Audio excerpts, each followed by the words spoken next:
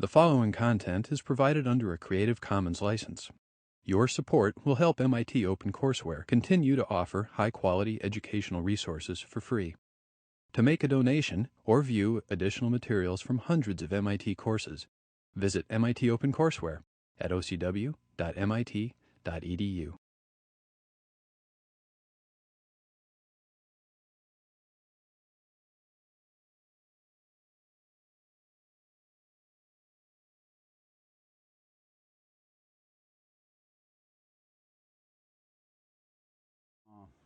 So Thomas Malthus.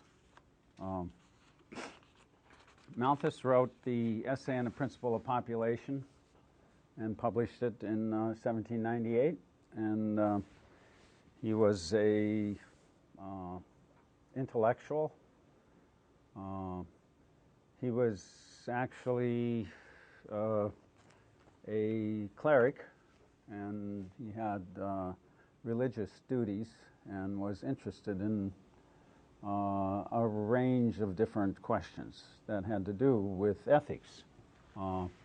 But he was also a mathematician who was interested in applying statistical thinking, or the thinking of numbers, to the various questions that arose out of people like Adam Smith and some other figures that he talks about in this book. William Godwin is one, and Condorcet, the French philosopher, who also, both of whom were enthusiasts for progress, who really felt that human progress was almost unlimited, could be, counted on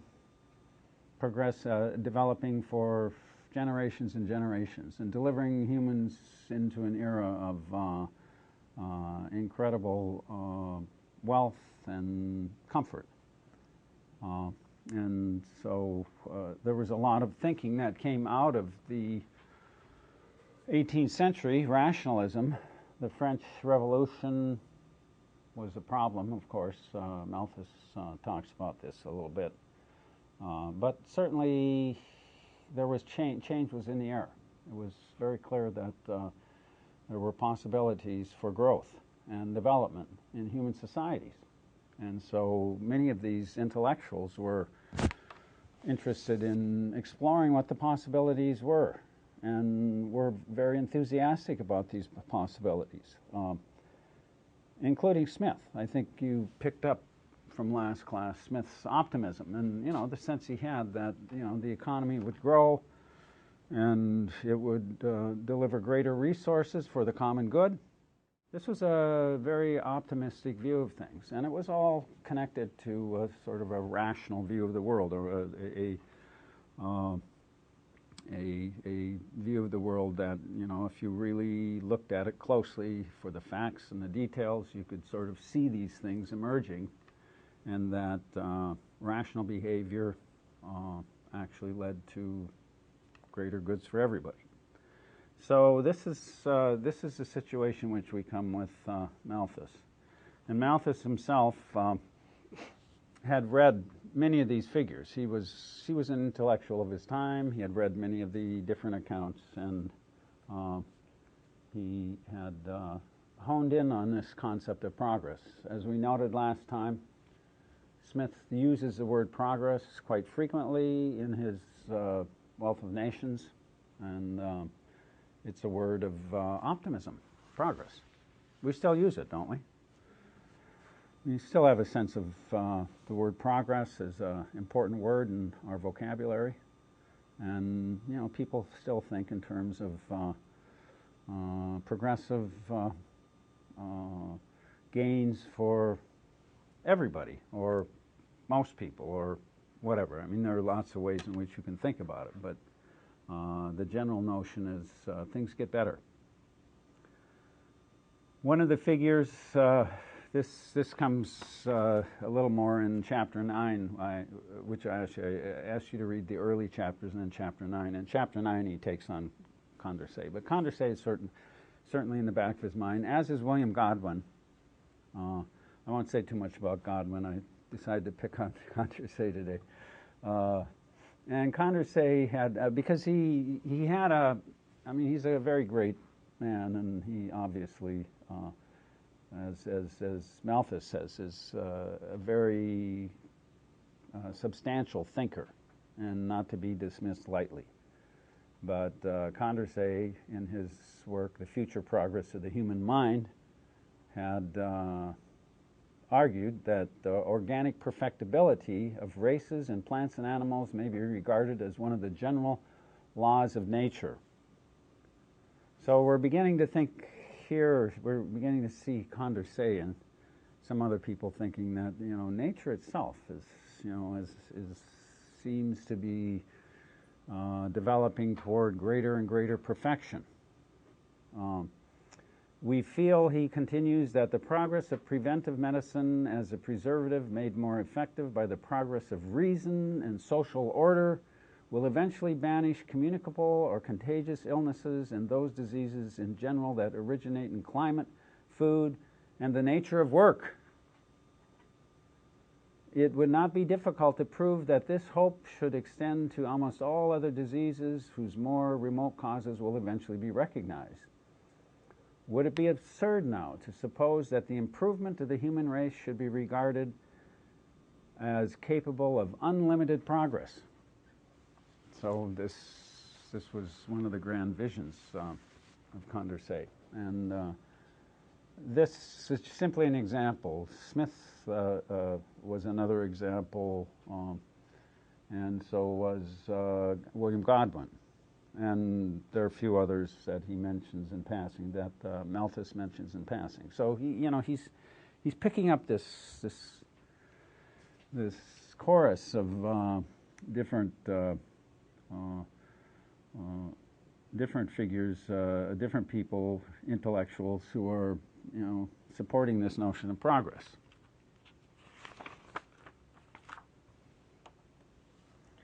So he, in the essay itself, which appeared in 1798, he decides to look into some of the problems with this view, and in chapter 1 he sort of he says a few things in the preface about this general optimistic view of things, and that it's out there, and he also says it's clear that the level of population has been kept to a certain level. The level of population remains at a certain level over a period of time, and yet the potential of population growth is so much more vast that something must be happening here. And he points out nobody's ever really looked at this very closely. It's sort of, this progress is sort of vague, but when you actually begin to do the counting and the numbers, he points out this view of unlimited progress and so forth begins to be problematic, or it needs to be at least reconsidered in light of this other.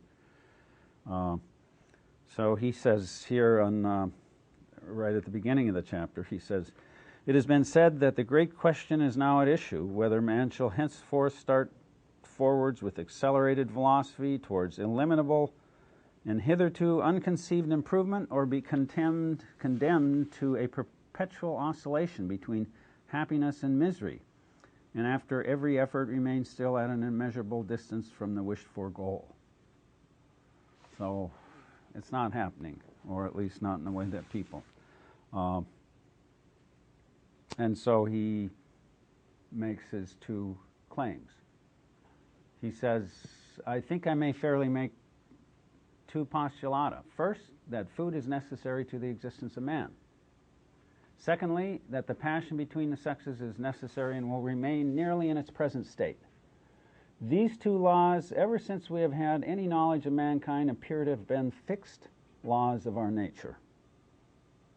And as we have not hitherto seen any alteration in them, we have no right to conclude that they will ever cease to be what they are now, without an immediate act of power in that being, i.e. God, who first arranged the system of the universe, and for the advantage of his creatures still executes according to fixed laws all its various operations. So he's as far as his view of how the world came into being, there's no question in his mind that it was created by the Creator, and that he has a view. He has a view of Cleanthes as far as the creation, but maybe a little more the view of Philo as far as the actual effect. But he's definitely somebody who believes that the world has been created and that's the way it is. But he sees these two problems. Okay, so what's the problem with food and these two requirements that humans have? Why is this a problem? Christian. He mentions that food grows at a slower pace than population. I think he describes it as an arithmetic progression, whereas right. the population grows at a geometric progression. Okay, so he begins to reason about reproduction and how reproduction works, and the fact that everything that reproduced in the first generation is potential can reproduce in the second generation, and that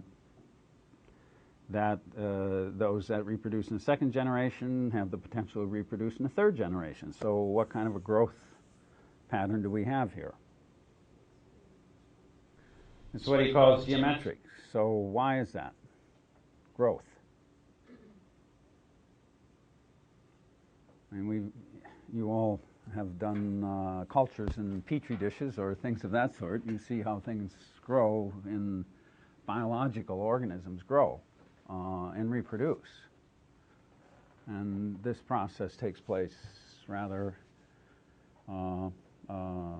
vigorously, and at a rate that's quite impressive when you watch it. If you can see something that actually can reproduce fairly frequently, it's amazing. These are fixed laws. Assuming then my postulata as granted, I say that the power of population is infinitely greater than the power in the earth to produce subsistence for man. Population, when unchecked, increases in a geometrical ratio. Subsistence increases only in an arithmetical ratio. A slight acquaintance with the numbers will show the immensity of the first power in comparison to the second. This implies a strong and constantly operating check on population from the difficulty of subsistence. This difficulty must fall somewhere and must necessarily be severely felt by a large portion of mankind. So this is the basic Malthusian dilemma. And if we just start poking around with some of the numbers and think a little bit about the simple facts and put those together, we don't come out with that sort of basis for this kind of unlimited enthusiasm for progress. He's not saying that progress doesn't happen, but he is saying, there's a cost. Not everybody shares in the progress in equal measure. And, if you've read those chapters, he's talking a little bit, well, who suffers? I mean, where? Okay, so he says, that there is a check on the population. And here we have some classic, just things about collapses of populations and so forth. And obviously, there are lots and lots of ways and perspectives we can bring to this set of questions. But the idea that the population can grow at unlimited rates is, preposterous. So he says the Through the animal and vegetable kingdoms, nature has scattered the seeds of life abroad with the most profuse and liberal hand. She has been comparatively sparing in the room and nourishment necessary to rear them. The germs of existence contained in this spot of earth, with ample food and ample room to expand in, would fill millions of years, millions of worlds in the course of a few thousand years, the rate of production. Necessity, that imperious, all-pervading law of nature, restrains them within the prescribed bounds.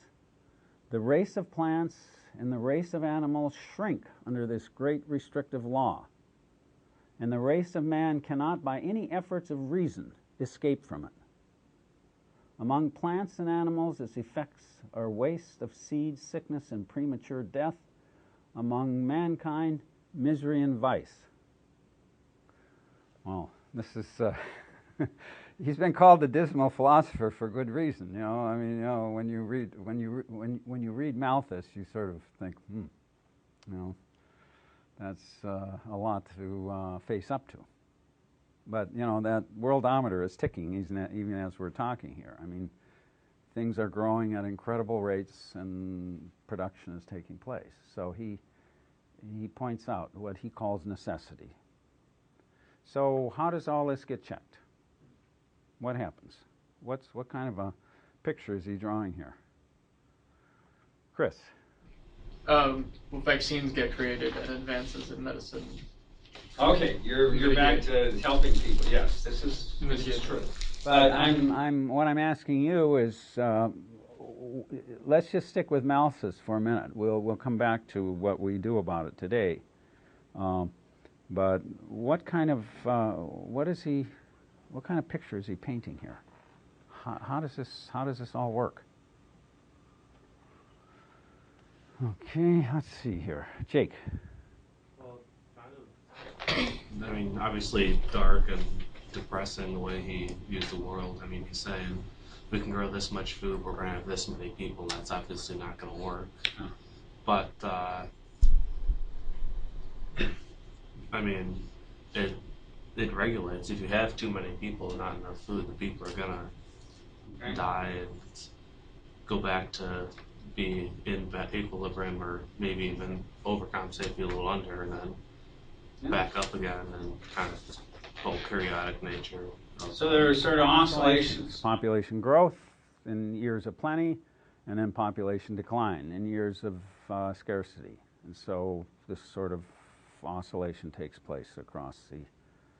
Yeah, Dan. Well, it seems like he said... When he says, like, it's really, the world is relatively small, like, in what it can hold compared to how fast we can produce, it seems like no matter the size of the Earth, we'd still run into that problem, because if it was bigger, we could sustain more people, so population growth would be even faster, and might take a little bit longer, but eventually we're still going to run into the same problem. Yeah, this is why, when people say, oh, we'll just go to the moon. Okay, what would Malthus say? Well, you'll fill that up, and the carrying capacity of the moon is like, oh, okay, let's see. That'll take care of one little village, and so yeah, I mean, that's not going to solve a population problem. I mean, there may be other reasons for going to the moon, but certainly not to get. He points out, we haven't observed some of these the negative sides of the oscillations, and part of that is because the people who feel them most are not the people who write history. People who feel them most are, the poor people living in the land and up in the Highlands or wherever. He's living in England, so where are the poor? Well, Ireland is one place, Scotland's another.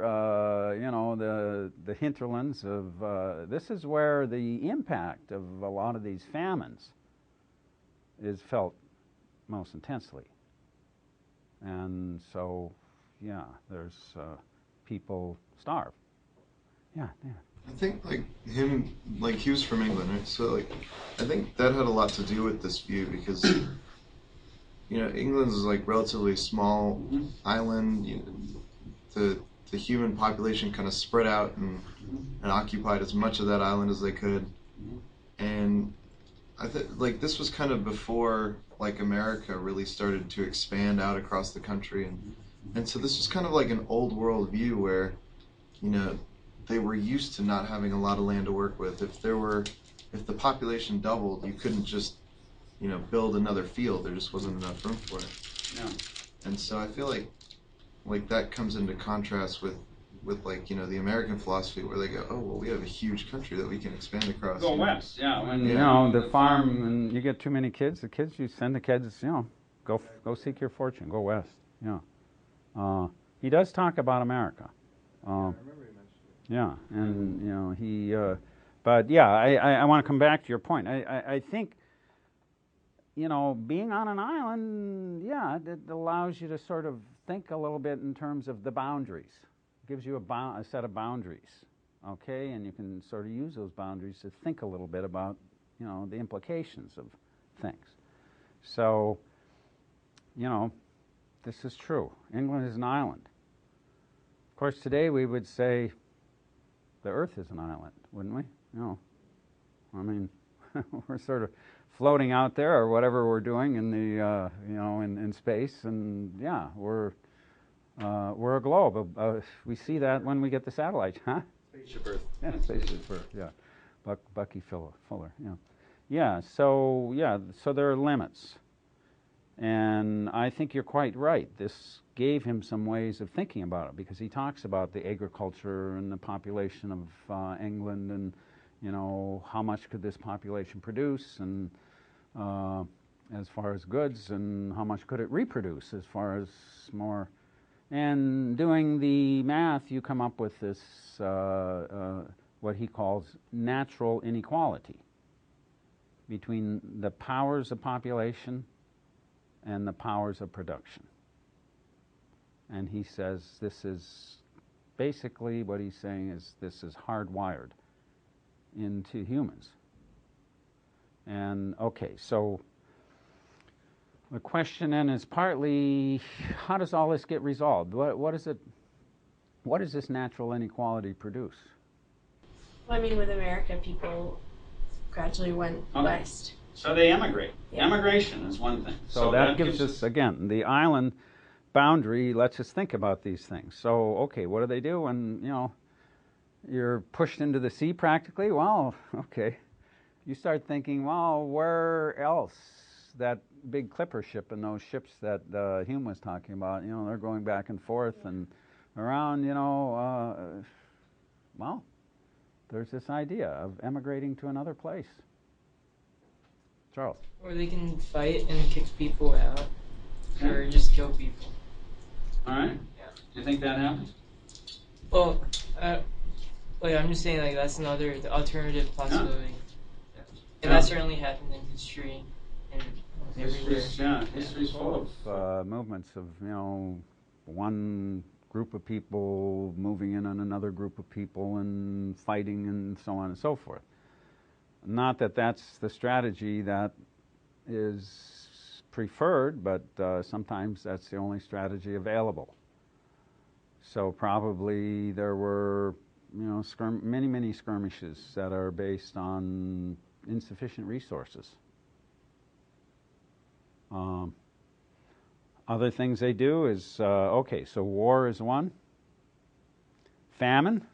I mean, you know, when people don't have enough to eat, their health does not stay robust, and they become susceptible to all sorts of things, and famines.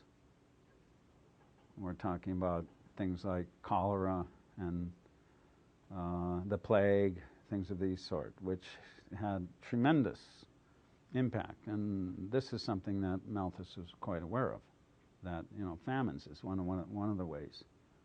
What are some of the other ways? Well, the four horsemen of the apocalypse is, you know, people do these things: death, famine, war, and plague. You know, this is biblical. I mean, it's been happening since time immemorial. People have suffered, and you know, this. Of course, it was the hope of the great post-science, you know, the scientific revolution, and which led into the Enlightenment, and these Enlightenment figures like Condorcet are basing some of their notions of progress. So progress, how does progress impact this kind of situation? Yeah. Well, I guess the populations can become more efficient at living together. Like, if you think about, like the really dense places in the world, like, Singapore and all these things where people build up and, they have buildings that have hundreds of people in them over, one block of land. Yeah, I mean, progress creates more space for everybody. And in some sense, Smith is right.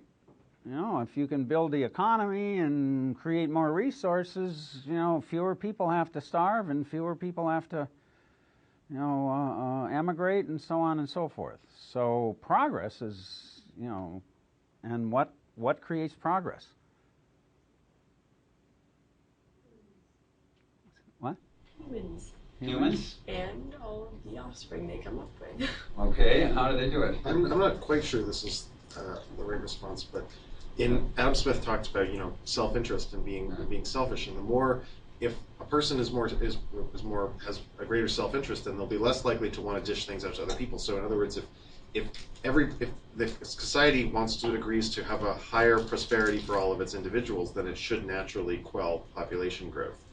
Okay. So but I don't know if that. No. I think that's a great comment, because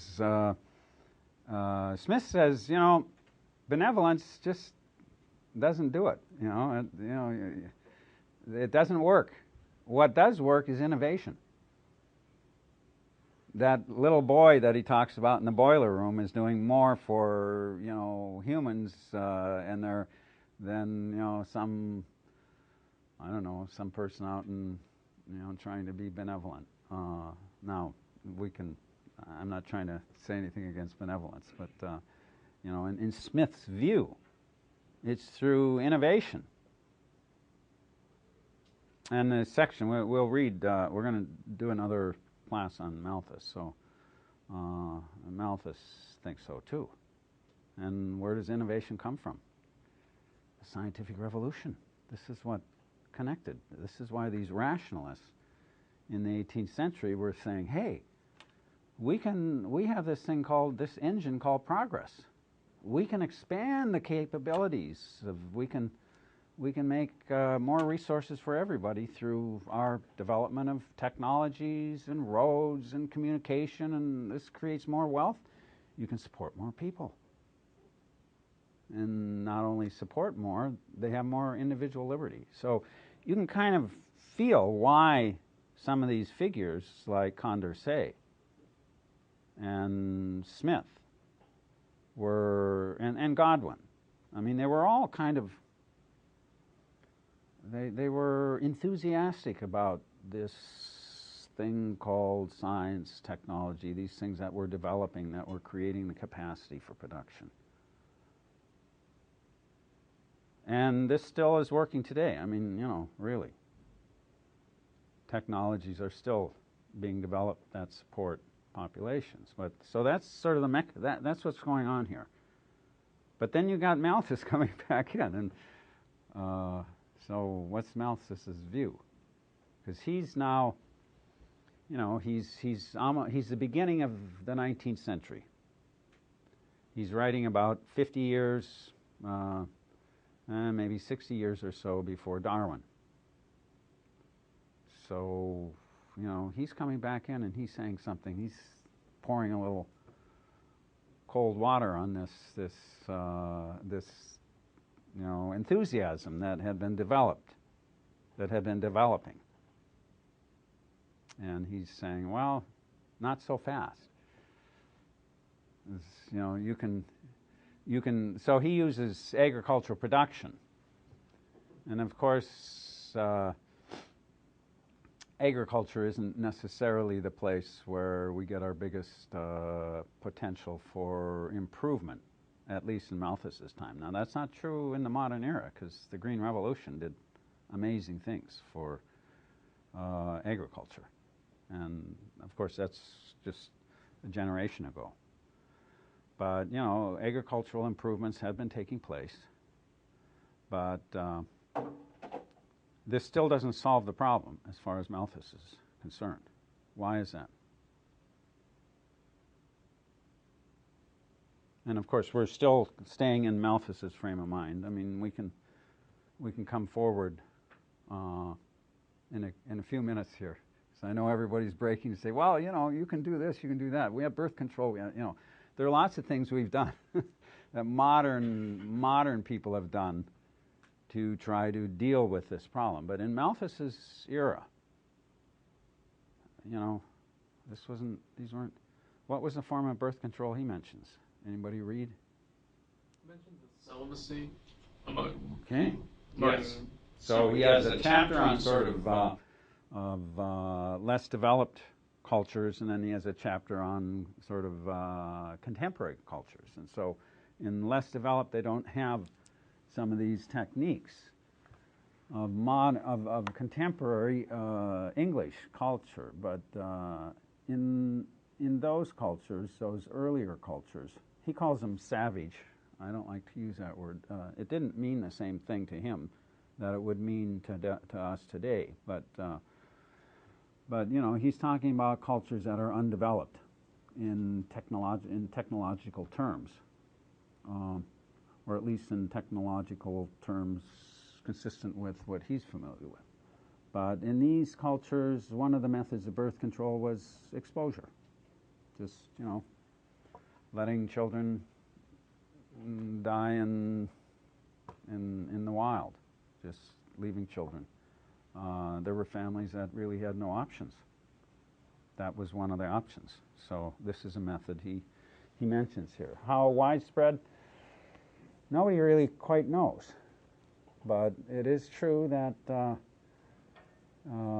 people, just like other organisms, can only raise what they can feed. And, you know, families couldn't all starve in order to make sure that, you know, everybody lives. So there were some very tough decisions. I have no idea what the scope of this was, but Malthus mentions it. You know, Malthus really hit on a really big subject here.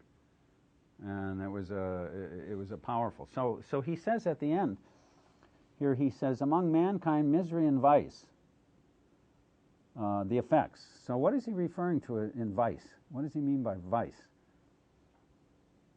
I think Chris was saying something about in sort of contemporary English populations, the tendency was just not to get married. Because if you got married and you had children, you suddenly became a hostage to the future, and you had to take care of the family, and the family had to survive, and suddenly you could find yourself slipping from a quasi-middle level of society down into poverty. I mean, how many stories have been told of people been dropped into the ranks of poverty through having, you know, through marriage and families? And it was grim. It was grim in England and in the British Isles in Malthus's time. I mean, to get married and have children was an incredible risk. And novels have been written, great novels have been written on these problems of, you know, indigent families. It seems to be a staple, in fact. So what are the alternatives? But prostitution and things of this sort were quite common. So that's one of the impacts of having, you know, this inequality, this natural inequality, where people are still driven by, you know, instinct, and they get into behaviors. And as a minister, as a religious person, this was a problem for. I mean, he saw this as a sort of a problem for society. Modern people take a much more casual view about this, but it was a major problem, certainly raised in Malthus. It caused people to behave in ways that were damaging to themselves, in his view. And so something else we come...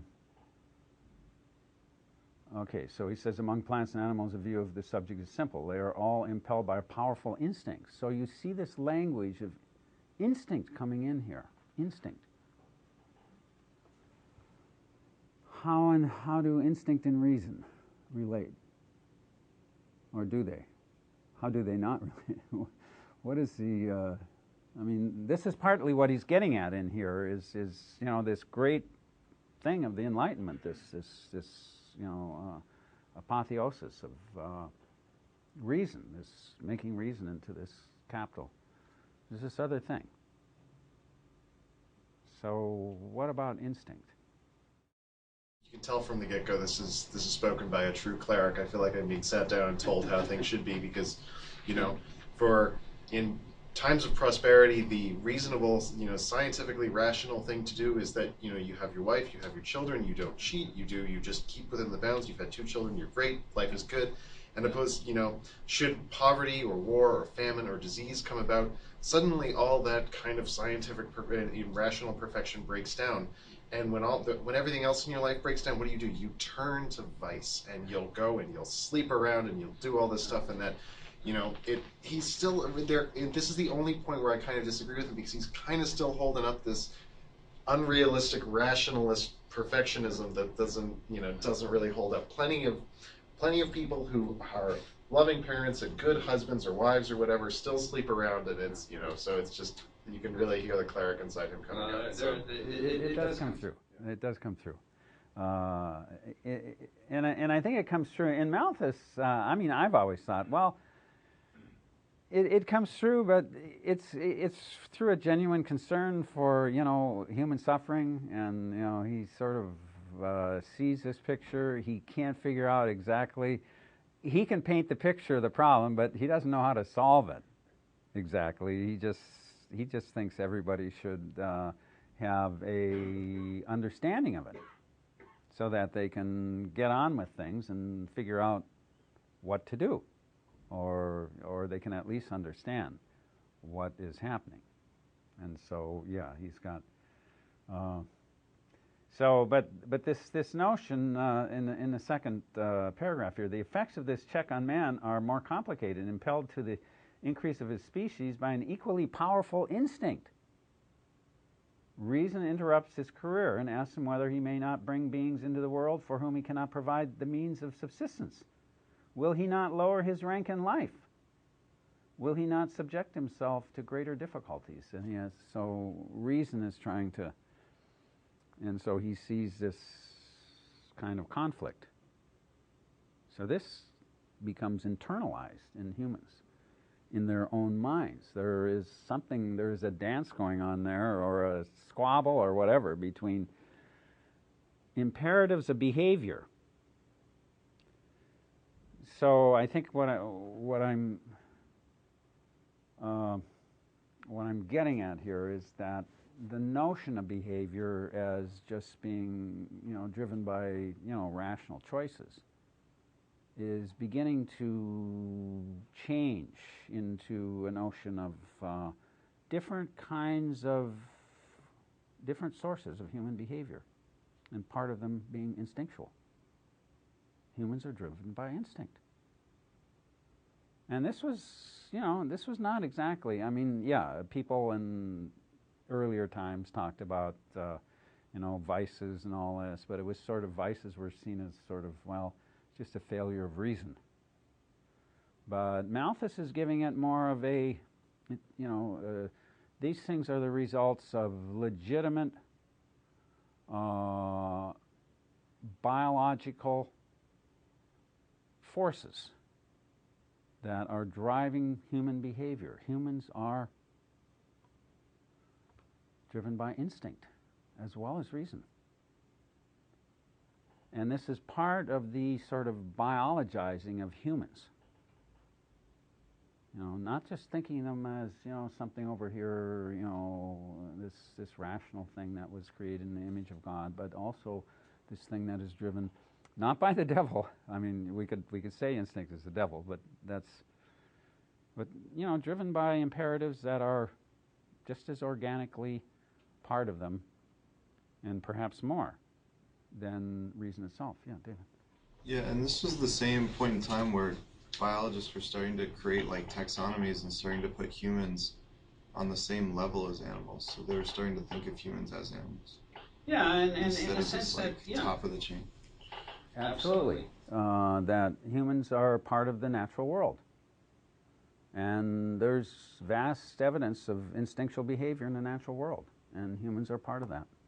And so this has some problems because, human culture and civilization and society is, trying to organize itself in some rational way and form of behavior, sanction behaviors that are rational and good for the whole.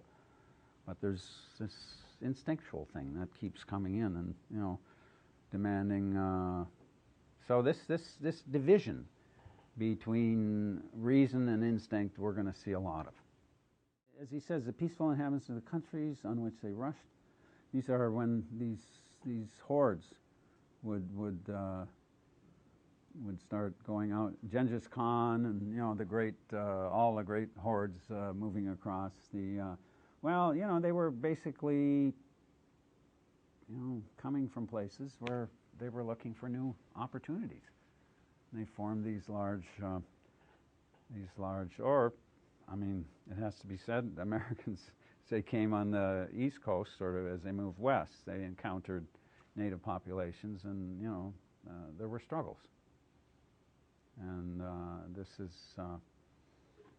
something that has a source in insufficient resources. And that's not to justify it in any way, but it's just something that in Malthus's framework happens. So he says, the peaceful inhabitants of the countries on which they rushed could not long withstand the energy of men acting under such powerful motives of exertion. And when they fell in with any tribes like their own, the contest was a struggle for existence. Boom, there's that phrase that we begin to hear here. And they fought with a desperate courage, inspired by the reflection that death was the punishment of defeat and life the prize of victory. So,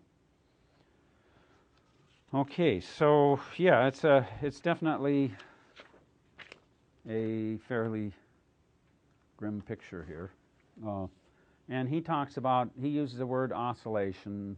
Oscillation is a phrase that refers to this notion of feedback, the growth in one population, and then the population that feeds on it grows, and then as the second population gets larger and larger, the source of the food gets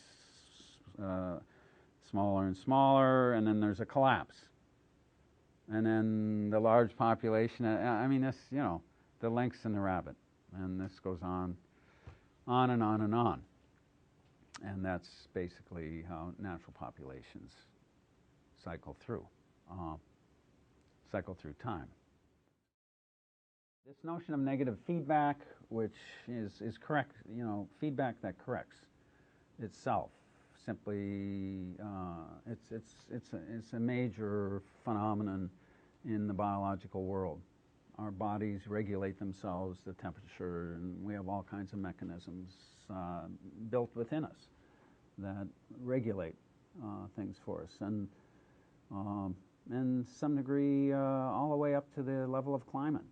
There are all kinds of types of and examples of negative feedback where the change gets corrected through some other factor, and then this oscillation process sort of takes place through time. When you run these simulations, though, there kind of is a generalized principle, whether the actual data of population is right or not. If you've got knobs to be able to manually change the links, the initial links in hare populations, almost always, in fact, every instance I've ever seen, if you crank one of the knobs just a little too high, everything breaks. So it's it's like even if these models aren't exactly right as predicting when it'll happen, I think we can say with a fair amount of certainty that unless things change or the model isn't what anything like this, then by turning up human population or lynx population, something bad is going to happen. Yeah. So It's and that brings up the question of positive feedback. That is feedback that feeds on itself, and that sort of just goes to a breaking point. But many of these examples of negative feedback are ones that we are familiar with through the body and so on and so forth. But yeah, there are all sorts of elements and dynamics to these things. It's an interesting mode of thought, and certainly can tell you a lot about the behavior of things in time. And it's an important way of thinking about things in general, and also it's also used in many different scientific contexts. The notion, the Malthusian notion, is that there is some kind of arithmetic growth in production. And so we're more in something like the curve down below, where there are populations that expand, and there are things that happen, but they're so that the populations decrease. But there is a line that's we call progress. Progress gives us this growing, this rising line in which we can support higher and higher populations. So are we sort of, okay, let's see, what else did I want to, before I come back to, okay. All right, I don't want to depress you too much here. Okay, so what do we do to modify? Okay, so what's the modern world's answer to Malthus? I mean, some people have, rejected Malthusian thinking. We have a few here at MIT, so it's good to know that people are on the job trying to find our way out of various predicaments. But what have we done?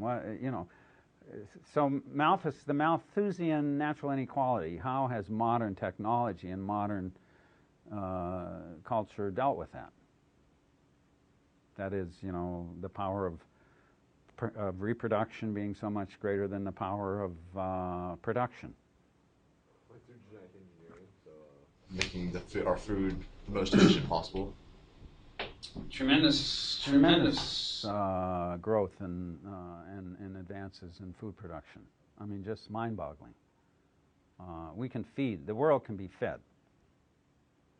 We have problems with distribution and economies and all that kind of stuff. The food doesn't necessarily get to the place it should be, but there is enough food in the world to feed the people of the world, and yet we have people starving in various places in the world. So there is an issue there, but it's not necessarily because of lack of food.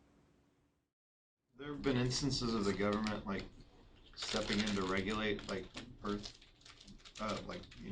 births, just either passively or actively, either having programs that promote birth control or having smaller families, or countries actually saying you can only have one child per family. Yeah. Yeah, certainly China had the one child per family policy. I'm not sure that that's been declared a success, but and I think there is an incredible imbalance between the genders now, because of if you have a single child and you have to make a choice. Some families feel that a male child is more likely to succeed and be able to help. So that policy, I think, has led to a kind of imbalance that is seriously problematic. But I'm not an authority in this area. Just know that these policies. We do have, of course, modern technology has developed birth control. There are methods of simply preventing unwanted births. I'm not talking about abortion. I'm talking about other methods.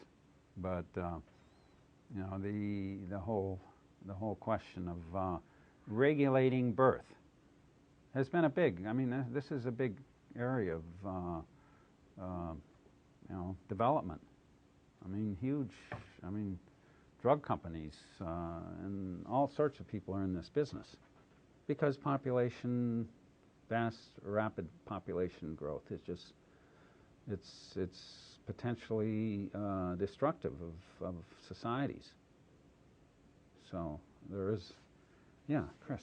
I think in addition to government regulation, there's been a self-selection among families in perhaps more affluent countries who recognize that they have limited resources, and so having fewer children would invest more resources into each individual children, and so that's a form of regulation. Yeah, absolutely. People get, that is absolutely true. Yeah. On the other side of things, though, I've heard of some European countries, I think like France, who've done things to try and encourage their citizens to have more children because of their negative population growth. Right. Like more maternity leave, or That's right. Even leave for dads too. Yeah. So I think European countries have all kinds of policies to encourage birth rate in families because there's a need to. I mean, they need a workforce, and you can't make a workforce out of people who are aging and retiring and things of that sort. So again, this is a very big question, and we're just touching on these things in the framework of Malthus here. But the point is that a lot of the problems that Malthus has identified, or the key problem that he's identified, has generated incredible range of activities in technological development, social development, and behavior in societies and cultures. Devin. Instead of tackling the problem of population directly, because population growth is much more complicated than people just wanting to have children, one of the things that people have proposed that actually has a good amount of scientific backing behind it is trying to, rather than imposing regulations, give as much education to populations as possible, because there's this strange correlation that when you increase the educational level of people, poverty goes down, food resources are improved, and as affluence continues, it kind of builds on itself. And one of the nice things about that is the more people come out of poverty, as the more educated they are, they make more conscious decisions about how they affect the environment, which in turn allows them to do more with less and maintain the resources of the environment around them. So the one way to do this is, rather than tackling it head on, tackle something that looks like a side issue, and there seems to be evidence to show that it would resolve it, on its own. Building off of that, there is research that shows that the higher education level that is achieved by a person, the later on they get married and the less children they have, like you were saying earlier about those statistics affecting how many and how fast you have children. Yeah, but as has been mentioned, as Laura said, the need, it's not as simple as keeping all populations down, because sometimes, that's where the energy comes, is from, the young population, that's where the growth is. That's where new concepts, new production. So the idea of we are in a bind. We're in a population bind. It's a set of problems that nobody's going to solve. And they're going to be presenting themselves every generation. But it's certainly an area that has taken up a huge amount of human resource and thinking in terms of what to do, what kinds of policies to have, how much education, how to get education, deliver it, and all sorts of. I think, like, from a Malthusian view, like, if he were alive today, he would say that all these advances are almost setting us up for a bigger fall. Like, with the increases in life expectancy, with the increases in all these things, it makes us feel like we can expand, and we are expanding uncontrollably.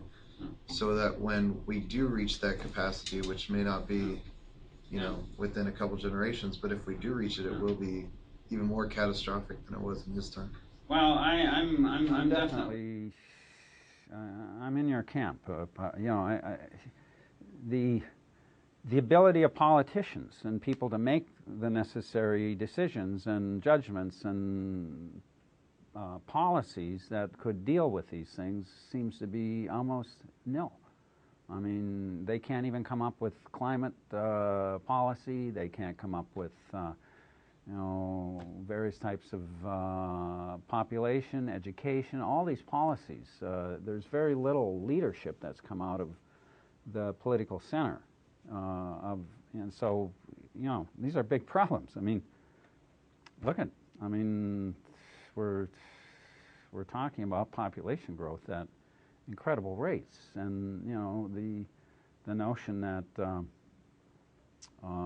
you know, these problems will take care of themselves is ridiculous. They require some kind of thought and action and resource.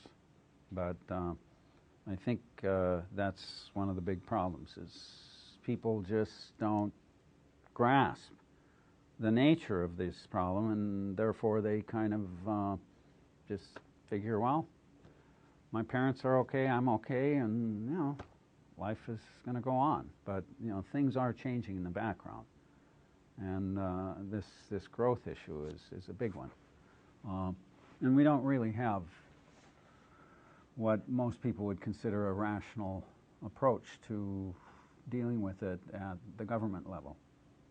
So, okay, so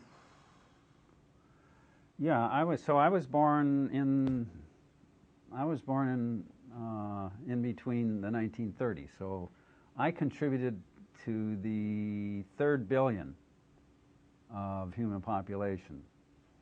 I expect most of you contributed to the 6th, or was it the 5th? How many 5th are you? You're in the 5th. Okay, okay. So some of you contribute to the 5th billion, and some of you contribute to the 6th. So, you know, the fact is that we're all sitting in the same room, and we contribute. I mean, just think about that a little bit.